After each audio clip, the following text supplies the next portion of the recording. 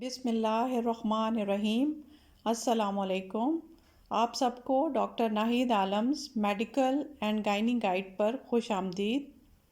امید کرتی ہوں آپ سب خیریت سے ہوں گے۔ ہم اگلی چند ویڈیوز میں نہایت ہی اہم ٹاپکس پر بات کرنے والے ہیں، یعنی sugar, blood pressure, heart attack اور موٹاپا یعنی اوبیسٹی۔ ان ٹاپکس پہ بات کرنے سے پہلے نہایت ہی ضروری ہے کہ ہم اپنی خوراک پر تفصیلی بات کریں اور یہ جانیں کہ متوازن غذا کیا ہوتی ہے، کیسے حاصل ہوتی ہے اور اس کی اہمیت کیا ہے۔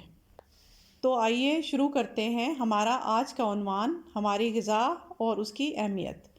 ہماری خوراک کو 6 مین گروپس میں تقسیم کیا جا سکتا ہے۔ نمبر 1 کاربوہائیڈریٹ یعنی نشاستے والی خوراک، نمبر 2 پروٹینز، نمبر 3 فیٹس یعنی چکنائی والی خوراک، نمبر 4 پھل اور سبزیاں، نمبر 5 دودھ اور دودھ سے بنی ہوئی چیزیں، نمبر 6 پانی۔ Number 1 carbohydrates. کاربوہائیڈریٹس ہمارے جسم کو توانائی مہیا کرنے اور روزمرہ کے کام سر انجام دینے کا ایک بہت بڑا ذریعہ ہے۔ اس میں ہر قسم کے اناج، چاول، پاستا، روٹی اور آلو شامل ہیں۔ نمبر 2 پروٹینز ہمارے جسم کی نشو و نما کرنے کے ساتھ ساتھ ہمارے جسم کی بناوٹ میں اہم کردار ادا کرتے ہیں۔ ہمارے جسم کو مضبوط بنانے میں مدد کرتے ہیں اور ہماری قوت مدافعت کو بڑھاتے ہیں۔ اس میں ہر قسم کا گوشت، چکن، مچھلی، پھلیاں، مٹر، چنے اور تمام دالیں شامل ہیں۔ نمبر 3 فیٹس یعنی چکنائی۔ فیٹس ہمیں توانائی مہیا کرنے کے ساتھ ساتھ ہمارے جسم کی نشو و نما اور بناوٹ میں بھی اہم کردار ادا کرتے ہیں اور وٹامن اے، ای اور ڈی کو جذب کرنے کے لیے بھی یہ بہت ضروری ہیں۔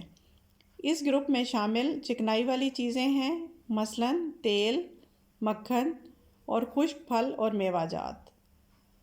خشک میوہ جات میں شامل پروٹین، وائٹامنز اور منرلز ہماری قوت مدافعت کو بڑھاتے ہیں، مثلاً بادام، اخروٹ، پستہ اور مونگ پھلی۔ نمبر 4 پھل اور سبزیاں۔ اس میں موجود وائٹامنز اور منرلز ہمارے جسم کو اپنا کام ٹھیک طرح سے انجام دینے میں مدد کرتے ہیں اور ہمیں مختلف بیماریوں سے بچاتے ہیں اور ہماری جلد کو تر و تازہ رکھتے ہیں۔ اس لیے تمام پھل اور سبزیاں بہت اہمیت کی حامل ہیں۔ نمبر 5 دودھ اور دودھ سے بنی ہوئی چیزیں۔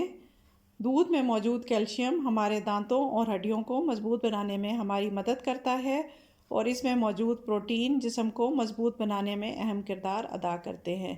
دودھ سے بنی ہوئی چیزوں میں مکھن، لسی، پنیر، چیز وغیرہ شامل ہیں۔ اس کے علاوہ ہماری روزمرہ زندگی میں زیادہ سے زیادہ پانی کا استعمال ہمیں نہ صرف تر و تازہ رکھنے کے لیے ضروری ہے بلکہ جسم سے زہریلے مادوں کے اخراج میں بھی اہم کردار ادا کرتا ہے۔ اب بات کرتے ہیں متوازن غذا پر۔ متوازن خوراک ہمیں وہ توانائی اور غذائی اجزاء فراہم کرتی ہے جن کی ہمیں صحت مند رہنے کے لیے بہت ضرورت ہوتی ہے، مگر یہ ضروری ہے کہ ہمیں خوراک کے ہر گروپ سے درست مقدار میں غذا کا انتخاب کریں۔ اگر ہماری خوراک میں کسی ایک قسم کے اجزاء کی زیادتی ہوگی تو بیماریاں جنم لیں گی۔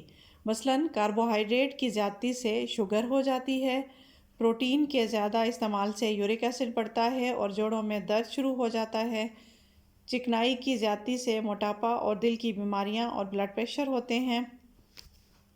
اگر آپ کو میری ویڈیو پسند آئے تو اسے ضرور شیئر کیجیے گا تاکہ یہ اہم معلومات ہر ایک تک پہنچ جائیں۔ اگلی ویڈیو میں انشاءاللہ ہم ذیابیطس یعنی شوگر اور اس کے لیے کیا خوراک لینی چاہیے اس پہ بات کریں گے۔ اپنی دعاؤں میں مجھے یاد رکھیے گا۔ اجازت دیں۔ اللہ نگہبان۔